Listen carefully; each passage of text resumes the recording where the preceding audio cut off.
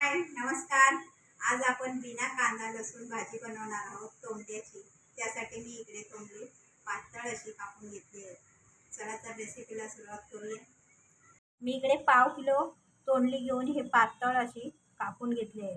इकडे एक तोंडलं मी तुम्हाला कापून दाखवणार आहे. याप्रमाणे तोंडल्याच्या अशा चपट्या करून घेऊया आणि त्या अशा उभ्या पातळ चिरून घेऊया.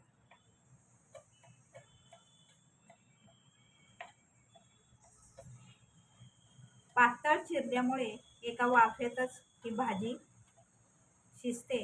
त्यामुळे चिरताना थोडंसं कष्ट घ्यावं म्हणजे पटकन भाजी होईल.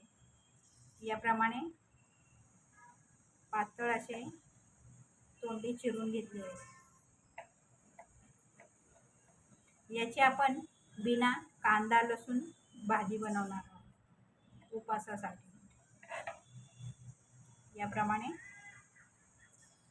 अशी पातळ कापून घेतली. इंडक्शनवर कढई गरम करून घेऊया.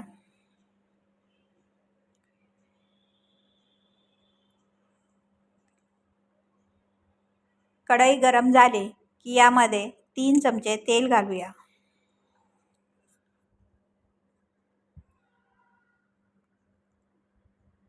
तेल तापले की पाव चमचा मोहरी घालून मोहरी तडतडली की पाव चमचा हिंग घालूया.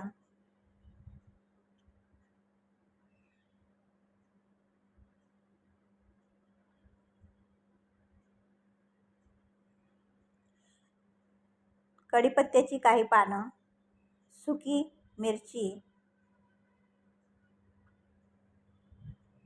ओली आवडीनुसार हिरवी मिरची. काही सेकंद हे तेलावर परतून घेऊया.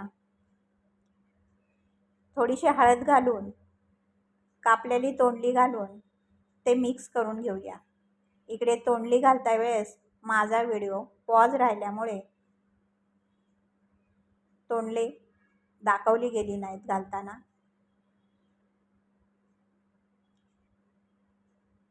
तेलावर हे सर्व जिन्नस परतून यावर झाकण ठेवून मंद आचेवर 2 मिनटं एक वाफ येऊ देऊया.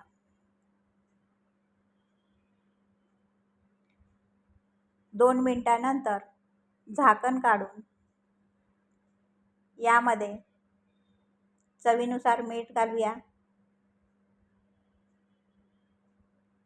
थोडीशी कोथिंबीर बारीक चिरून घालूया.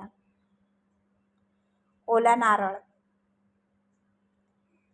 पाववाटी,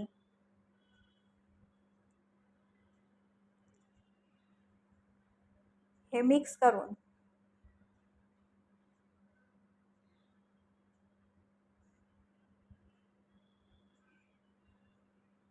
इंडक्शन बंद करूया. यानुसार बिना कांदा लसूण भाजी आपली इकडे तोंडल्याची तयार आहे. ही चपाती किंवा डाळ भातासोबत तोंडी लावण्यासाठी खूप छान लागते. तयार झालेली भाजी आपण एका प्लेटमध्ये काढून सर्व करूया. रेसिपी आवडल्यास लाईक आणि सबस्क्राईब शेअर नक्की करा.